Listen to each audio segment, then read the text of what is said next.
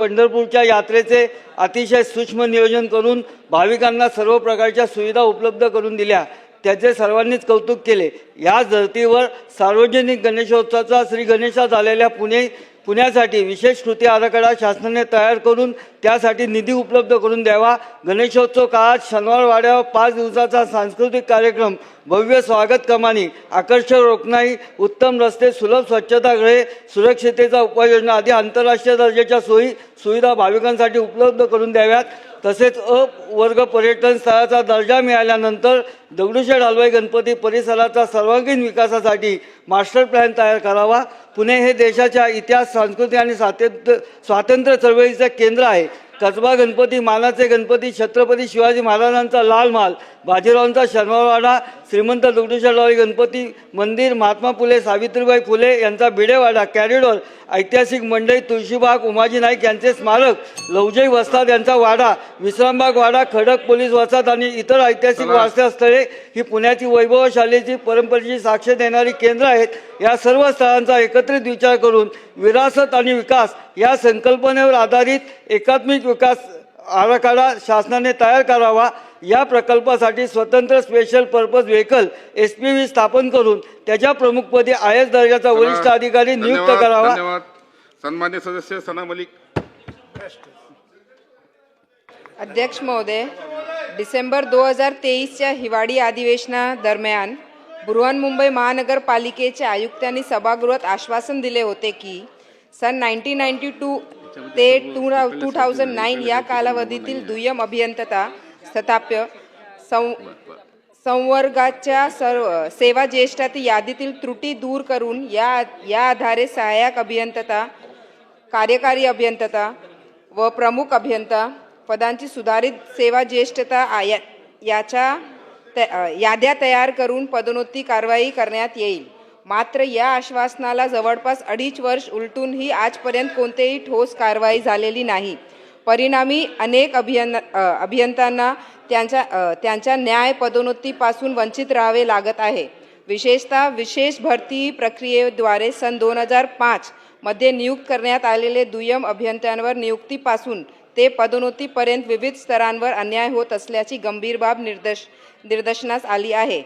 यांच्या सेवा ज्येष्ठपेक्षा कनिष्ठ असलेल्या अभियंत्यांना पदोन्नतीमध्ये प्राधान्य देण्यात आल्याने सेवा ज्येष्ठता तत्वालाच धक्का बसला असून संबंधित अधिकाऱ्यांमध्ये तीव्र असंतोष निर्माण झाला आहे। त्यामुळे महानगरपालिका आयुक्तांनी सभागृहात दिलेले आश्वासनाची तत्काळ अंमलबजावणी करून सेवा ज्येष्ठता यादीतील त्रुटी दूर करण्यात यावी, सुधारित सेवा ज्येष्ठता यादी प्रसिद्ध करावी आणि त्या आधारे प्रलंबित पदोन्नतीच्या कारवाई तातडीने पूर्ण करावा अशी शासनाकडे माझी मागणी आहे। सन्माननीय सदस्य सिद्धार्थ शिरोळे।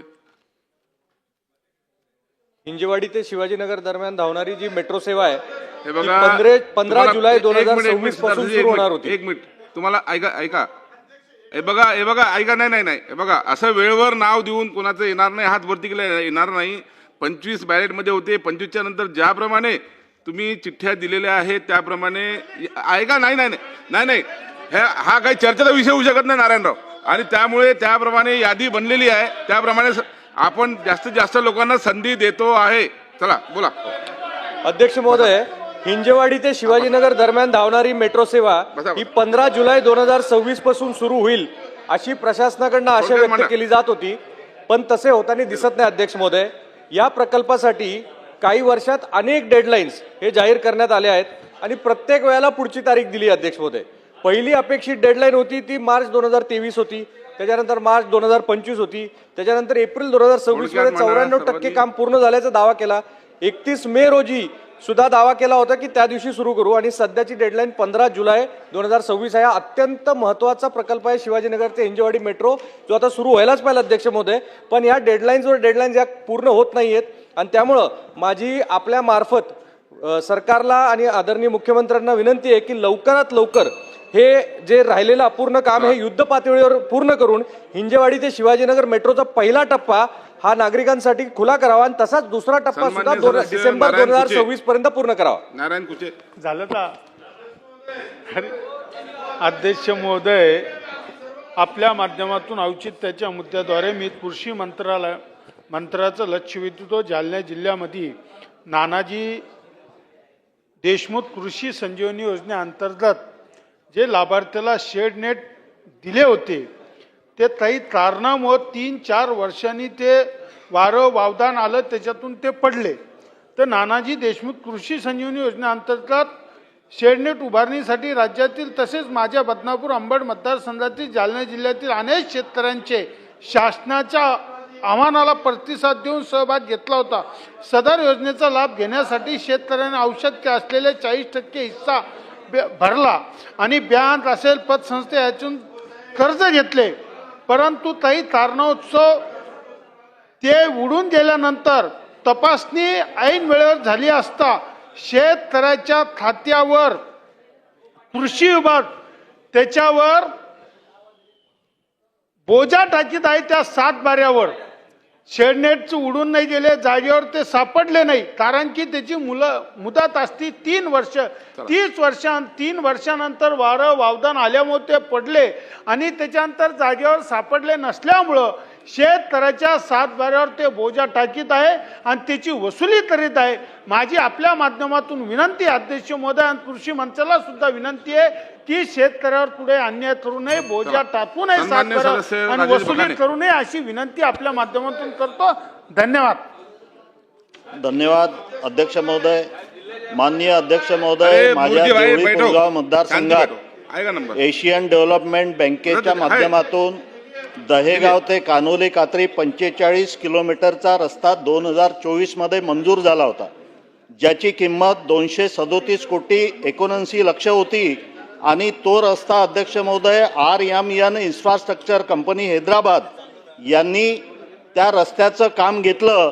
त्याचा वर्क ऑर्डर अध्यक्ष महोदय 7 ऑक्टोबर 2024ला झाला आणि तो रस्ता आपल्या मतदारसंघाकडे जातो विशेष म्हणजे, आणि त्याची मुदत ही 7 ऑक्टोबर 2026ला अध्यक्ष महोदय संपते आहे. अध्यक्ष महोदय, आपल्याला निदर्शनास आणू देऊ इच्छितो की त्या कंपनीने आतापर्यंत 71 कोटी 72 लक्ष रुपयांचे देयके उचलले आहे आणि त्या ठिकाणी 20% काम सुद्धा पूर्ण झालेलं नाही आहे. अक्षरशः 45 किलोमीटरचा रस्ता हा खोदून ठेवला आहे. आजच्या स्थितीमध्ये, पावसाळ्याच्या स्थितीमध्ये अध्यक्ष महोदय त्या ठिकाणी रोज अपघात होते आहे. इंजिनियर ऐकायला तयार नाही आहे. अध्यक्ष महोदय, या माध्यमातून मी तुम्हाला विनंती करतो की त्या ठिकाणी असणाऱ्या सार्वजनिक बांधकाम विभागाच्या इंजिनियरला सूचना द्याव्या आणि ठेकेदारावर अध्यक्ष महोदय कारवाई करावी. आणि त्याचप्रमाणे माझ्या मतदारसंघामध्ये अध्यक्ष महोदय शिरपूर ते पुलगाव रस्ता अत्यंत खराब झालाय. रोज ऍक्सिडेंट होतात अध्यक्ष महोदय. रोज त्या ठिकाणी कोणाचा हात जातो, कोणाचा पाय जातो. अध्यक्ष महोदय, त्या ठिकाणी सुद्धा लक्ष देऊन तो रस्ता सुद्धा करून देण्यात यावा ही विनंती या माध्यमातून करतो. धन्यवाद. सन्मान्य सदस्य प्रवीण स्वामी महोदय,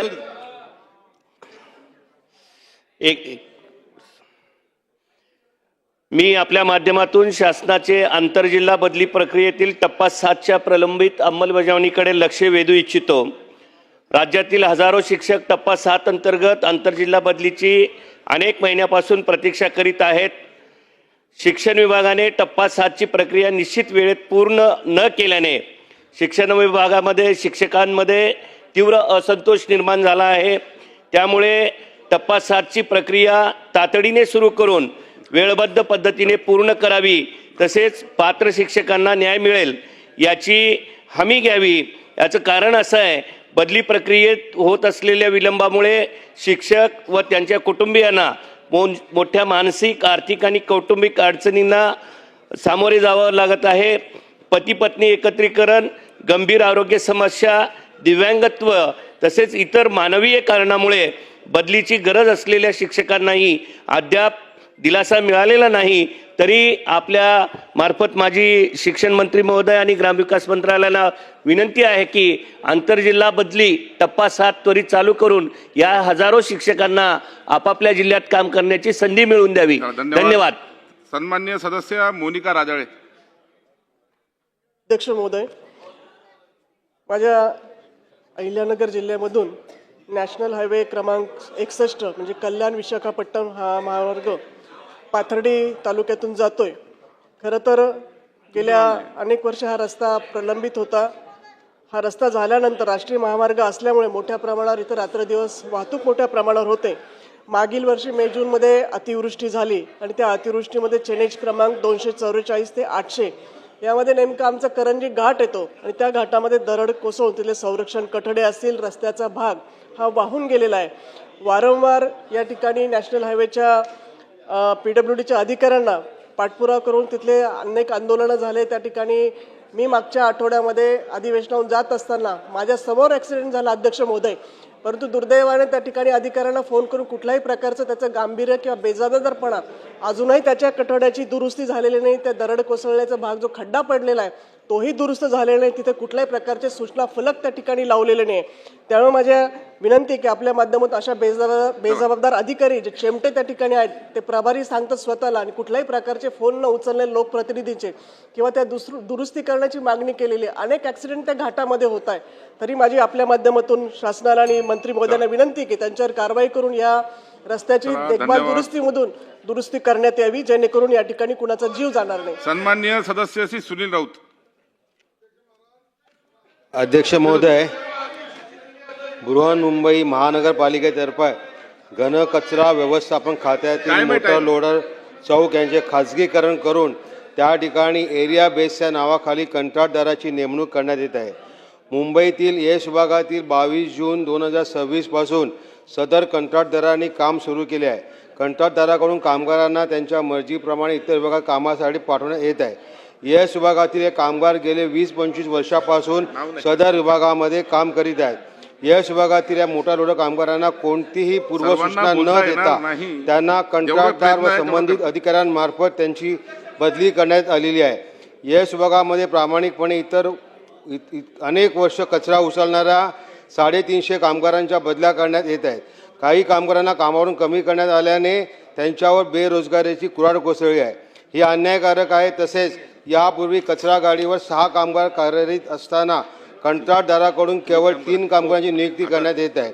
त्यातही त्या विभागातील कचरा संकलनाची माहिती नसल्यामुळे मोठ्या प्रमाणामध्ये कचरा उचलला जात नसल्यामुळे दुर्गंधी पसरलेली आहे. प्रशासनाच्या या मनमानी कारभाराविरुद्ध कामगारांनी 22 जून 2026 रोजी काम बंद करून आंदोलन सुरू केले आहे. सदर आंदोलनात कामगारांनी विविध मागण्या केल्या असून कामगारांची कंत्राटदारामार्फत इतरत्र करण्यात आलेली बदली तात्काळ रद्द करून येस विभागामध्ये त्यांना कायम करण्यात यावे. भंगार व नादुरुस्त गाड्या बंद करून नवीन चांगल्या दर्जेदार गाड्या उपलब्ध करून देण्यात याव्यात. तसेच सेवानिवृत्त कर्मचाऱ्यांचे निलंबन प्रलंबित करावे. वारसा पिढी खात्यातील प्रकरणे तात्काळ निकालात काढावे असे शासनाने मीटर लोडिंग कामगारांच्या मागण्याच्या अनुषंगाने तात्काळ नियमात्मक कारवाई करावी अशी मी औचित्याद्वारे मुद्द्यावर शासनात विनंती करत आहे. सन्माननीय सदस्य राम कदम. महोदय, चेंबूरमध्ये नुकतीच शाळेच्या व्हॅनवर एक झाड कोसळलं आणि त्याच्यामध्ये एका बालिकेचा मृत्यू झाला आणि 10 विद्यार्थी अतिशय गंभीर जखमी झाले. त्यांना ॲडमिट केलं गेलं. अध्यक्ष महोदय, अतिशय गंभीर मुद्दा आहे. अगदी शेळ्या मेंढरे कोंबावीत अशी त्या शाळेच्या व्हॅनमध्ये विद्यार्थ्यांना कोंबलं जातं. छोट्याशा मारुती व्हॅन आहेत. त्या मारुती व्हॅनमध्ये बसण्याची क्षमता 4 माणसाची, पण 20-20 विद्यार्थी. मुंबईसारखं शहर, आंतरराष्ट्रीय शहर, त्या शहरातल्या विद्यार्थ्यांची अवस्था आहे. मी जगभरातल्या वेगवेगळ्या देशांमध्ये ट्रान्सपोर्टचे विद्यार्थ्यांच्या बाबतीत काय नियम आहेत त्याचा अभ्यास केला. अध्यक्ष महोदय, अमेरिकेमध्ये जर शाळेची बस त्या शाळेच्या थांब्यावर थांबली रोडवर तर जाणारी सोडा येणारे सुद्धा वाहनांनी जागच्या जागी थांबायचा हा नियम आहे. कारण विद्यार्थी जर उतरला आणि लहान विद्यार्थी आहे, चालताना त्यांनी काही गडबड केली तर त्याचा अपघात होऊ नये इतकी त्या विद्यार्थ्यांच्या आरोग्याची काळजी घेतली जाते. त्या माय लेकरांच्या जीवाची काळजी घेतली जाते. अध्यक्ष महोदय, आपल्याकडे परिवहन मंत्री प्रताप सरनाईकजी चांगलं काम करतात. माझी आपल्या माध्यमातून सरकारला, परिवहन मंत्र्यांना विनंती आहे की जर अमेरिकेमध्ये हा नियम असू शकतो जर युनायटेड किंगडममध्ये हा नियम असू शकतो, तर माझ्या मुंबईमध्ये, माझ्या महाराष्ट्रामध्ये त्या शाळेतल्या विद्यार्थ्यांच्या सुरक्षेसाठी हा नियम का असू शकत नाही? असला पाहिजे. तुम्हाला माहिती आहे त्याला सीट बेल्ट जे देतात ना, आपण विमानात जातो, विमानामध्ये सिंगल सीट बेल्ट असतो. परदेशामध्ये एवढी काळजी घेतली जाते की त्याला ट्रिपल पॉकेटचा सीट बेल्ट दिला जातो, म्हणजे कितीही मोठ्या स्पीड ब्रेकरून गेला तर त्या मुलाला जखमा इजा होणार नाहीत. तर त्याच्यामुळे हा जो मारुती व्हॅनचा सुळसुळाट झालाय, मी त्यांच्या विरोधात नाही, त्यांचाही रोजगार चालला पाहिजे, पण कठोर नियमावली असली पाहिजे. ती बस थांबत असेल त्याला अलार्म सिस्टीम आणि परदेशातल्या ज्या ज्या चांगल्या गोष्टी आहेत त्या सगळ्या गोष्टी आदरणीय देवाभाऊंच्या नेतृत्वात महाराष्ट्रातल्या ह्या विद्यार्थ्यांसाठी आल्या पाहिजेत. उद्या भविष्यात एखाद्या शाळेच्या बसचा अपघात झालाय आणि विद्यार्थी दगावलेत, अशा प्रकारची घटना येणाऱ्या भविष्यात कानावर पडता कामा नये. अशा प्रकारची दक्षता सरकारनं घ्यावी आणि अधिवेशन संपण्यापूर्वी माननीय परिवहन मंत्र्यांनी अशा प्रकारची नियमावली कशी बनेल, कधी बनेल आणि त्या नियमावलीमध्ये काय काय नियम असतील, आमच्यापैकी काही आमदारांना त्यांनी समाविष्ट करून घ्यावं. पण चेंबूरची घटना केवळ घटना नाही, या घटनेतून सरकारनं शिकलं पाहिजे आणि विद्यार्थ्यांसाठी योग्य ते नियम लागू केले पाहिजे. धन्यवाद. सन्माननीय सदस्य राजेश वानखडे. गेल्या खरीप हंगामात माझ्या तिवसा विधानसभा मतदारसंघासहित अमरावती जिल्ह्यातील 10 तालुक्यातील 42 मंडळामध्ये अतिवृष्टी व सततच्या पावसामुळे सोयाबीन, तूर, कापूस, कांदा यासह इतर पिकांचे नुकसान झाले. शासनाने याची नुकसान भरपाई सुद्धा शेतकऱ्यांना दिली, परंतु शेतकऱ्यांनी मोठ्या प्रमाणात पीक विमा काढलेला होता. या नव्या योजनेत पूर्वीचे 4 महत्वाचे ट्रिगर निकष काढून टाकून फक्त पीक विमा कापणी प्रयोग व सॅटेलाइट तंत्रज्ञानावर आधारित 50% सरासरी उत्पादकता निकष लावण्याचे अमरावती जिल्ह्यातील 1,76,000हून अधिक शेतकऱ्यांचे दावे तांत्रिक कारणामुळे नाकारले गेले. या योजनेमध्ये अमरावती जिल्ह्यातील 1,85,000 शेतकऱ्यांनी पीक विमा काढलेला होता. त्याच्या प्रीमियम पोटी फक्त 11 कोटी अदा करण्यात आले होते, परंतु केवळ 2 कोटी रुपये अत्यल्प पीक विमा दावे मंजूर करण्यात आले. एकीकडे पिकांचे पूर्ण नुकसान, दुसरीकडे कंपन्यांची प्रीमियम भरपाई नाकारली. ही बाब केवळ अमरावती तालुक्यापुरतीच मर्यादित नसून अमरावती जिल्ह्यातील तसेच राज्यातील सर्व जिल्ह्याचा मनमानी शेतकऱ्यांची पीक विमा मिळालेला नाही, त्यामुळे अधिकच अडचण निर्माण झालेली आहे. शेतकरी अडचणीत सापडलेल्या या औचित्याच्या मुद्द्याद्वारे मी अमरावतीसह वर्धा व इतर प्रभावित जिल्ह्याची नाकारलेली दाव्यांची समिती नेमून स्वतंत्र चौकशी करण्यात यावी अशी आपली औचित्याच्या मुद्द्यावर विनंती करत आहे. सन्माननीय अध्यक्ष महोदय, नाशिकमधील अंबड व चुंचाळे परिसरात बोगस कागदपत्रांच्या आधारे शेकडो शिधापत्रिकांचं वाटप झालेलं आहे. या शिधापत्रिका मूळचे महाराष्ट्रातील रहिवासी नसलेल्या आणि विशिष्ट धर्माच्या व संशयित बांगलादेशी नागरिकांना वितरित केलेल्या आहेत. स्थानिक गरजू नागरिकांना कार्यालयाचे खेटे मारावे लागतात, परंतु या संघटित टोळीमार्फत बाहेरील नागरिकांना प्राधान्यक्रम यादीत समाविष्ट करून शासकीय धान्याचा बेकायदेशीर लाभ हा दिला जातोय. या प्रकारामुळे राष्ट्रीय सुरक्षिततेला धोका निर्माण होतो आहे आणि काही संघटनांनी जिल्हाधिकाऱ्यांकडे सखोल चौकशीची मागणी देखील केलेली आहे. त्यामुळे या सदर बोगस शिधापत्रिका तातडीने रद्द कराव्या आणि या रॅकेटमधील दलाल तसेच संबंधित अधिकाऱ्यांची उच्चस्तरीय चौकशी करण्यात यावी. सन्मान्य सदस्य ज्योती गायकवाड. धन्यवाद अध्यक्ष महोदय. मुंबई उत्तर मध्य लोकसभा मतदारसंघातील वांद्रे पश्चिम येथील सीटीएस मगाशी पण सांगितलं की बॅलेटच्या वरती जे काही घेता येईल, आता आपल्याला लक्षवेधी घ्यायचे आहे. अध्यक्ष महोदयांनी सांगितलेल्या वेळेमध्ये ऐका सर्वांचे 100 लोकांचे आज औचित्य होऊ शकत नाही. ऐका ना माझी गोष्ट, तुम्हाला सध्या कामकाजाची माहिती आहे. बघा 25च्या वरती आपण घेतो आहे. आता मंत्री महोदय बसलेले आहे, एक 10-5 मिनिटांमध्ये आपण ते सुरू करणार आहोत लक्षवेधी. नाही जे राहिले ते उद्या होईल ना. काही काही लोक रोज मांडतात आहे, त्यामुळे सर्वांनी सहकार्य करा. चला सन्मान ज्योती काय बसा आहे बसवतो आहे. ज्योतिताई बोला.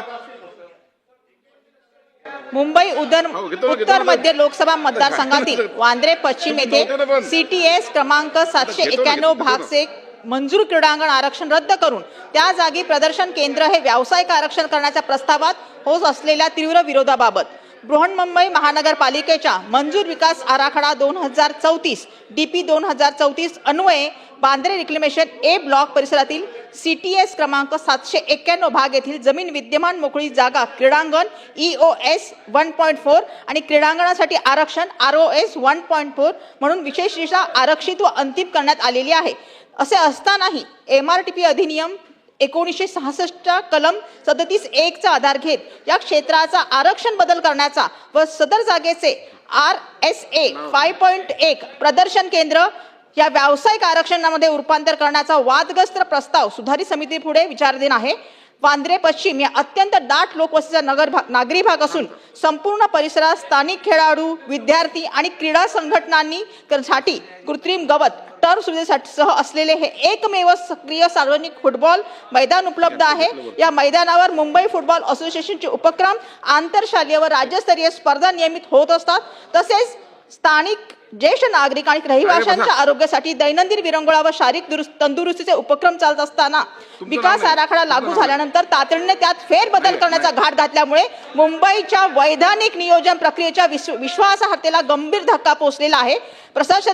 प्रशासनाच्या या व्यावसायिक धोरणामुळे स्थानिक लोकप्रतिनिधी क्रीडा संस्था व नागरिकांमध्ये तीव्र संताप व चिंतेचे वातावरण निर्माण झाले आहे. भावी पिढीचे हक्काचे मैदान सुरक्षित ठेवण्यासाठी सदर क्रीडांगण आरक्षण स्थिती ॲज इज कायम ठेवण्याबाबत प्रस्तावित प्रदर्शन केंद्र आरक्षणाच्या प्रक्रियेला तात्काळ स्थगिती देण्याबाबत शासनाने तातडीने कार्यवाही करावी अशी मी औषधाच्या मुद्द्याद्वारे मागणी करत आहे. उपलब्ध नसल्याने सुशिक्षित तरुण रोजगारांसाठी मुंबई पुणे नागपूर येथे धाव घ्यावी लागत आहे. एकमेव फिनले मिल होती ती पण बंद पडल्यामुळे येथील कर्मचाऱ्यांवर उपासमारीची पाळी आलेली आहे. गेल्या 3 महिन्यापासून त्यांचे वेतन थांबलेले आहे. मुलांच्या शाळेची फी आणि त्यांच्या शालेय साहित्य आणायची पण त्यांची परिस्थिती नाही. त्यामुळे फिनले मिल सुरू करण्यात यावी अत्यंत आवश्यक आहे. त्याचप्रमाणे अचलपूर MIDC पुनरुज्जीवित करून नवीन उद्योगांना विशेष सवलती जाहीर कराव्या. विशेष अनुदानावर संत्रा पल्पिंग प्लांट दुग्ध प्रक्रिया प्रकल्प व सोयाबीन तेल प्रक्रिया उद्योग सुरू करण्यासाठी विशेष क्लस्टर मंजूर करावे. अचलपूर व चांदूर बाजार येथे महिला बचत गटांच्या उत्पादनासाठी विक्रीसाठी कायमस्वरूपी स्टॉल किंवा महिला मॉल उभारण्यात यावे जेणेकरून यातून रोजगार निर्मिती होईल. महिला बचत गटांच्या अत्यंत आवश्यक मागणी तसेच स्थानिक सुशिक्षित तरुणांमध्ये रोजगाराबाबत निर्माण होत असलेल्या असंतोषाबाबत अत्यंत महत्त्वपूर्ण औचित्याचा मुद्दा मी उपस्थित करीत आहे. तुमचं जे नाव आलं यादी त्याप्रमाणे होईल. चला सन्मान्य सदस्य सुनील प्रभू माझं बॅलेट मध्ये आहो थांबा. हे बघा ज्यांचे नाव नाही त्यांनी हात वरती करून मोठ्या आवाजात अध्यक्ष महोदय, करून ज्याप्रमाणे यादी मुंबई मालाडपूर आप्पापाडा रिक्षा स्टँड क्रांतीनगर 13.40 एवढं काय रुंदीकरणाचे काम असं नाही बाधितांचे पुनर्वसन करून तातडीने मार्गी लावण्याबाबत मुंबई पश्चिम उपनगरातील मालाडपूर आप्पापाडा रिक्षा स्टँड ते क्रांतीनगर येथील 13.40 चौरस मीटर रस्ता रुंदीकरणाचे विकास काम प्रदीर्घ काळापासून प्रलंबित आहे. या रस्ता रुंदीकरणामुळे बाधित होणाऱ्या नागरिकांचे पुनर्वसन करण्यासाठी 185 PAP सदनिका मुंबई महापालिकेला अद्याप प्राप्त झालेले नाहीत. या विलंबनाचे मुख्य कारण म्हणजे SRA प्राधिकरणातर्फे सुरू असलेल्या गोकुळ दुर्गा सहकारी गणमान संस्थेच्या पुनर्विकास प्रकल्पाला 185 PAP सदनिका P उत्तर विभाग मुंबई महानगरपालिका हस्तांतरित करण्यासाठी महापालिका आयुक्तांनी पत्राद्वारे विनंती केली असून त्यानुसार SRA प्राधिकरण 61 सदनिका इमारत क्रमांक 1 मध्ये पूर्व 124 सदनिका इमारत क्रमांक 4 मध्ये प्रस्तावित केल्या होत्या.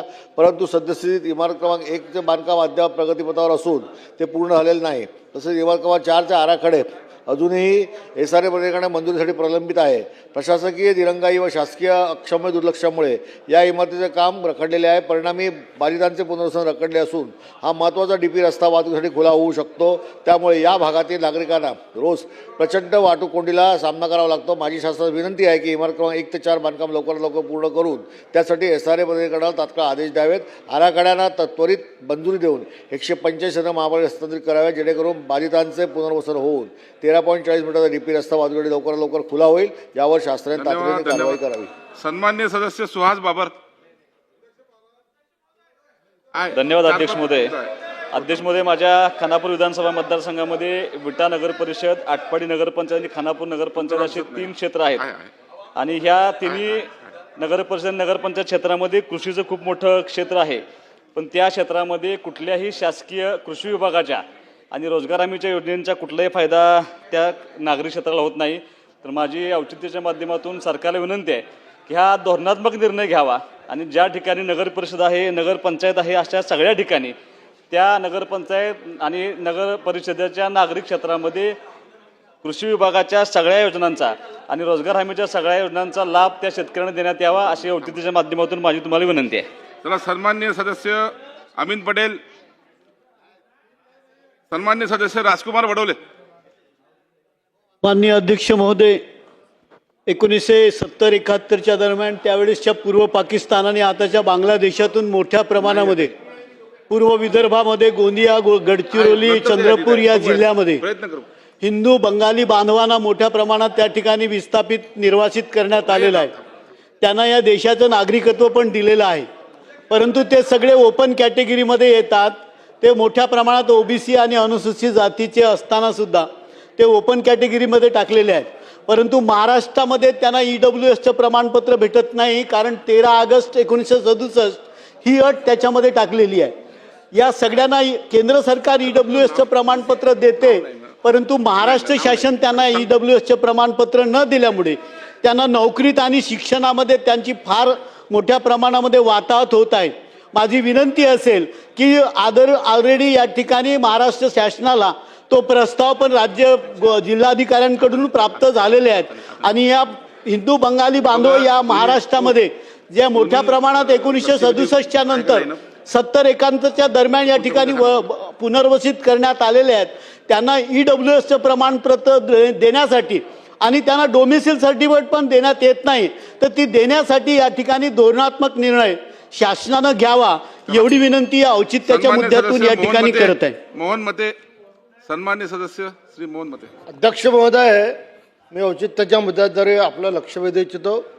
अध्यक्ष महोदय, नागपूर शहरात जे मोबाईल टावर आहे, त्या मोबाईल टावर 800 हे मोबाईल टावर आहे आणि त्याच्यापेक्षा 400 मोबाईल टावर हे अनधिकृत आहे. अनेक ठिकाणी कुठल्या परमिशन घेतला नाही महानगरपालिकेच्या, आणि त्याच्यामुळे हे अधिकृत टावर्स जे आहे, अनधिकृत टावर्स जे आहे ते ह्या टावर्स कशा पद्धतीनं खाली उतरता येतील, कारण हे वसाहत जिथे तिथे हे अनधिकृत टावर्स आहे. आणि त्याच्यामुळं आपल्या माध्यमातून माझी नागपूर महानगरपालिकेला एक विनंती आहे की हे जे मोबाईल टावर्स आहे अनधिकृत, त्या अनधिकृत मोबाईल टावर्स यांना काढावं. अधिकृत जे टावर्स आहे त्याची पाहणी करावी आणि येणाऱ्या काळात कुठं अनधिकृत टावर्स लागणार नाही यांची काळजी घ्यावी, ही या औचित्याच्या मुद्द्याद्वारे नम्र विनंती. जितेश शांतापूरकर. अध्यक्ष महोदय, औचित्याच्या मुद्द्याद्वारे मी सभागृहाचे या ठिकाणी लक्ष वेधू इच्छितो. माझ्या देगलूर बिलोली विधानसभा मतदारसंघातील महावितरणाच्या अधिकाऱ्यांचा नियोजन शून्य व निष्काळजी कारभार सुरू असून त्यांचा गंभीर फटका सर्वसामान्य नागरिक व शेतकरी आणि ग्रामपंचायतींना बसत आहे. भर पावसाळ्यात दिवसामध्येही अनेक गावांमध्ये दीर्घकाळ वीज पुरवठा खंडित आहे. नागरिकांना पिण्याचं पाणी देखील त्या ठिकाणी मिळत नाही आहे. ही अत्यंत गंभीर बाब आहे. तालुका बिलोडी येथील किनाळा गावामध्ये सलग 3 दिवसापासून संपूर्ण गाव अंधारात आहे. लोकप्रतिनिधी व ग्रामस्थांनी सातत्याने पाठपुरावा करूनही महावितरणाकडून नवीन डीपी उपलब्ध करून दिला जात नाही. अशाच प्रकारच्या अनेक घटना ह्या देगलूर आणि बिलोडी मतदारसंघात घडत आहेत. अध्यक्ष महोदय, माझ्या मतदारसंघात गावठाणासाठी आवश्यक असे डीपीचा तुटवडा असल्याने पाणी पुरवठा योजना ठप्प पडत आहे. त्यामुळे भर पावसाळ्यातही नागरिकांना पिण्याच्या पाण्यासाठी मोठ्या हाल अपेष्टा सहन कराव्या लागत आहेत.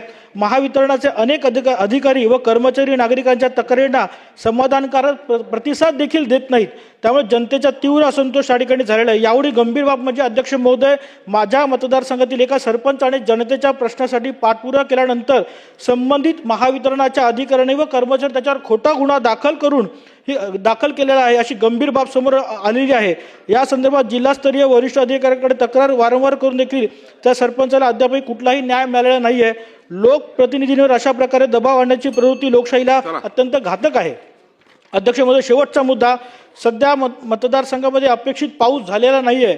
अनेक शेतकऱ्यांनी मोठ्या आशेनं पेरणी केलेली असून आता पिके वाचवण्यासाठी सिंचनावर अवलंबून राहावं लागत आहे. मात्र शेती पंपांना केवळ 6 तास वीज पुरवठा केला जात आहे आणि त्या कालावधीनंतरही वारंवार वीज पुरवठा खंडित होत असल्यामुळे शेतकऱ्यांना पिकांना वेळेवर पाणी देता येत नाही. परिणामी बळीराजाला आर्थिक संकटात सापडल्याशिवाय अध्यक्ष महोदय त्या ठिकाणी गच्छंतर होणार नाही.